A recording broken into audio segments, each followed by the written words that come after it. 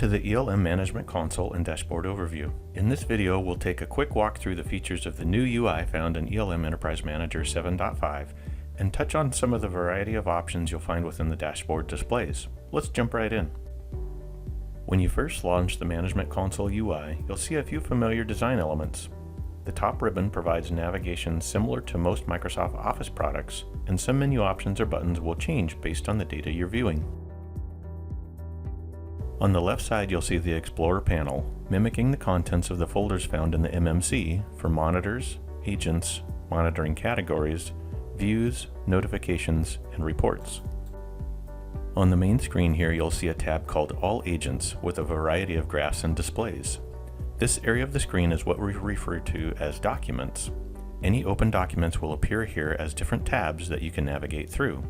So you can have multiple event views, agent details, or performance metrics open all at once, like tabs in a browser. Across the footer of the screen, we have three status indicators: the ELM server this console is connected to, the database in use, and the number of agents reporting. Each of these has a color-coded indicator, green being good, red indicating something not good. A great new feature of ELM 7.5 is that you can have a single console connected to multiple servers, and we'll cover that in another article or video. You can double-click on any of these status indicators as a shortcut to display the ELM server document with details of the ELM server configuration, the database in use, or the agent's reporting. And we'll get into those and the options within each in more detail further into this video. Now let's step back over and go through the Explorer panel on the left. There are two viewing options, the most common tree style and a list option. Each of the folders in the hierarchy expand to display the contents within.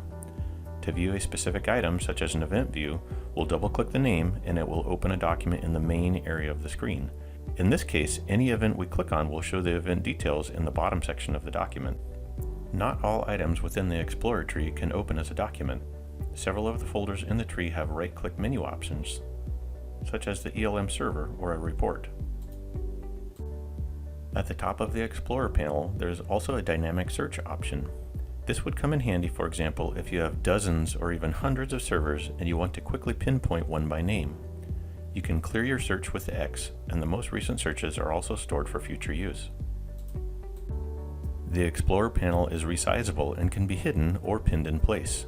The ribbon can also be hidden if you are looking for more screen real estate. Now that we're familiar with the different areas of the screen, let's take a look at the ELM server configuration. This used to be located in the Windows Control applet in previous versions, but now it is much more easily accessible through the ELM Management Console. We can configure settings by double-clicking the ELM server name to open a document, right-clicking the ELM server and choosing Document or Edit, or by using the shortcut area in the footer. So you can see there are multiple ways to navigate through the UI. Notice there's an ELM server tab open now, and we can review the retention policy for the primary database, settings for ports, any archiving filters being used, any trusted servers, and data coming from downstream servers that are forwarding to a central ELM server, and finally, any SNMP v3 traps that are set up. If we choose to edit the configuration, the Edit panel opens in the Explorer panel, allowing us to scroll through and make any changes. If you do modify any settings, you must hit Save and then the changes will take place immediately. You can also see tabs on the bottom of the panel, providing the ability to toggle back and forth between Edit and Explorer. There are List View and Search options in the Edit pane as well. To close out of the Edit panel, you must save, cancel, or click X at the top. So now we'll highlight the ELM server document and change the display using the drop-down menu option in the ribbon. For this particular document, we have three options: ELM server configuration, agents reporting, and database configuration. Notice those correspond directly to the shortcuts in the footer. On the database configuration, you can see the name of the database, its role, status, what version of SQL, the size of the database, and when it was created. When multiple databases are present, there are additional columns displayed for date ranges. We have a few options on this document as well: create a new database and database tasks.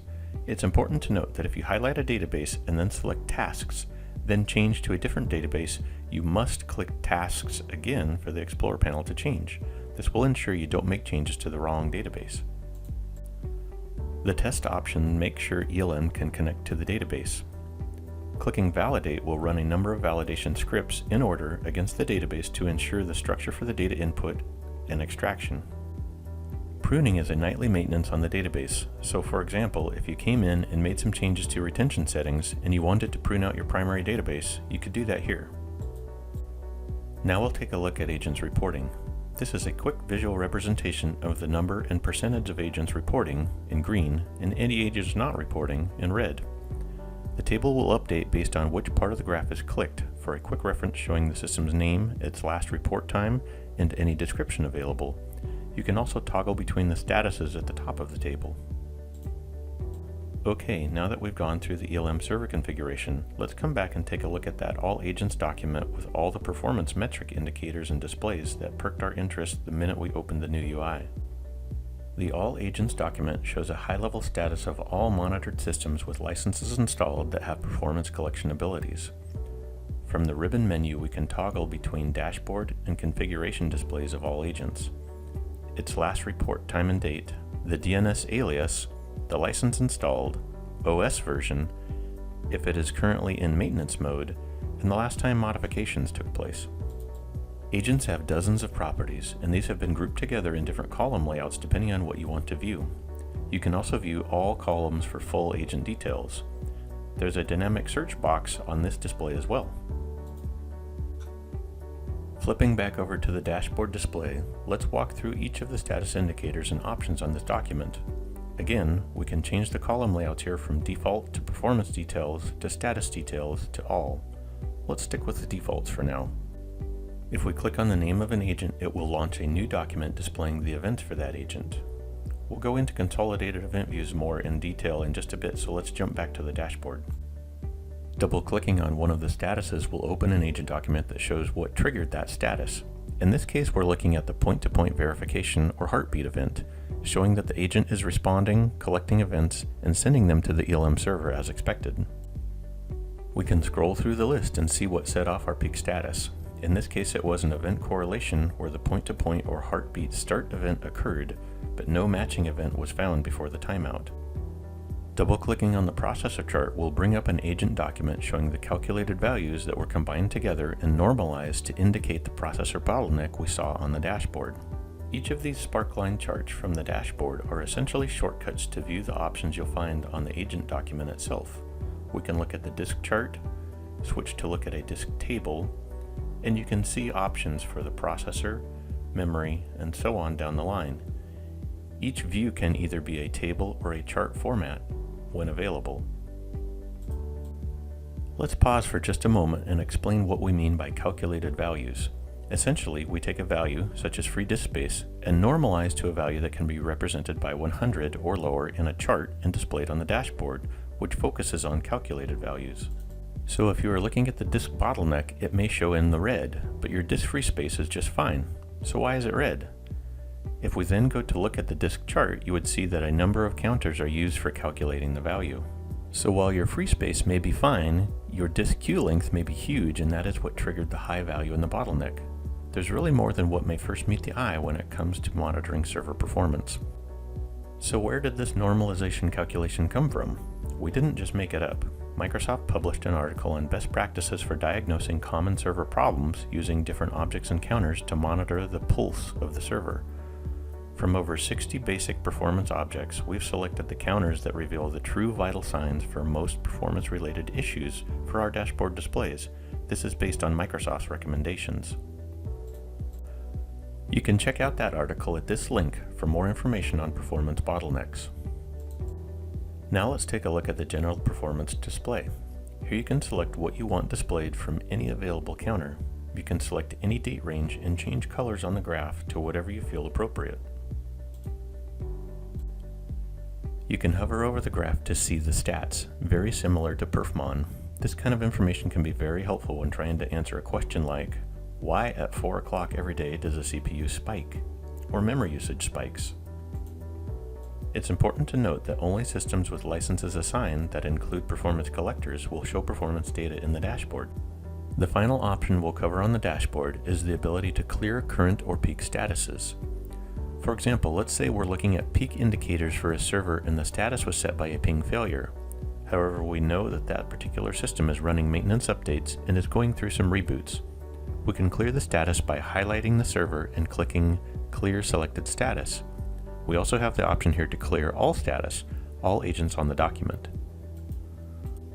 You may not want to do this with all agents, but rather if you have a monitoring category document open, perhaps file servers, and they're all in maintenance and rebooting. You can clear them all one by one with this option. Other reasons to clear a status may be when you have a low disk space warning and you fix the issue, you may want to clear that status. Other reasons to clear it may be after recovering from a network port failure, a logon failure, application failure, or other similar problems that have been resolved. Dashboard statuses can also be set to clear themselves and reset after a specified time period. Now we're going to move on from the dashboard display and take a look at views, event views, security views, and correlation views. Under the Viewing and Notifying folder in the Explorer panel, we can expand any of these items to see the views within, just like you would with the MMC. Double-clicking any event view will open an event view document, similar to an agent document. Events stream into these views in real time unless an event is clicked and highlighted, then you'll notice on the controls that the display has paused. This helps if you are trying to pick out the details of a specific event so it isn't scrolling off the screen. To unpause or continue streaming, you can click the Continue button in the ribbon or use the Play button in the controls area. Here you also have controls to jump to the next or previous row, the next or previous page, and the first or last row. You can also change the magnification of the display in this control area or reset the default sorting. Finally, we see the number of events being displayed in the view per the view settings set up in the MMC console. You can change the column layout from the default to show all columns, or you can select columns you want displayed in the event view. Any event you highlight will show the message text in the lower panel. A new inline search feature allows searching any visible column on the fly as you type to quickly track down specific event or system information. It's important to remember that the search only queries visible columns, so it may be a good idea to include the message text as a visible column if you're going to be searching a lot. Another great feature for sorting data is filtering by columns. New for ELM 7.5, you can quickly filter out specific data being displayed by any of the column headings that show the filter icon next to the label. These column filters are for the current display only and have no relation to the event view or monitor item filters. As you select multiple filters across columns, you can see the filter building here next to the controls. If you want to modify them, you can edit here or clear the filter. Just as in the MMC, you can expand a view and see what include or exclude filters are assigned to it as well as any notification methods. However, you cannot make changes here. Event views in the ELM Management Console are currently view only. Any new or changes to existing filters, views, or notification methods must be made in the MMC. ELM 7.5 features an entirely new reporting engine. Double-clicking on any of the pre-configured items will launch a preview of the report. Reports can be scheduled by selecting the Publish option. This will launch a wizard that will walk through the details of producing the report. Which database to run against, verify the report we want to publish, we can adjust max number of records, the date range or custom range, and a specific monitoring category if we want to narrow the report down. Then we have an option for a Where Clause field where we can further customize to select detailed parameters in a SQL query, like a particular event ID from particular servers, or perhaps a custom logon report. Reports can be custom branded with a header image, and footer text as well. Next we can schedule when the report runs and how often. Here we can choose to produce a file or have it emailed and select the file type, either PDF, CSV, or spreadsheet. Note, for a file output, the accessible path is from the ELM server, not from a local desktop. Finally, we can modify the name or the description of the report if desired, and finish to save it. This report will now appear under the All Publications section of the Reports and Publications library. If we click on All Publications, we can see the results of each report that is scheduled, when it runs, the last status, date range, delivery type, number of pages, and how long it took to run. We can also change from status to configuration to see details of the report configurations. Here we have the option to edit a report, run it now, and delete it. We can also launch the wizard to start a new report publication from here. It's important to note that any custom reports created in ELM 7.0 or earlier will need to be exported as XML prior to upgrading to 7.5 and sent to TNT Software to be updated for the new reporting engine. Also, any default reports or a report created from an event view will have to be set up again as a new publication in the new UI. Well, that's a wrap for this video. Please be sure to check out our other tutorials, help topics, and videos on getting the most out of ELM Enterprise Manager. Thanks for watching.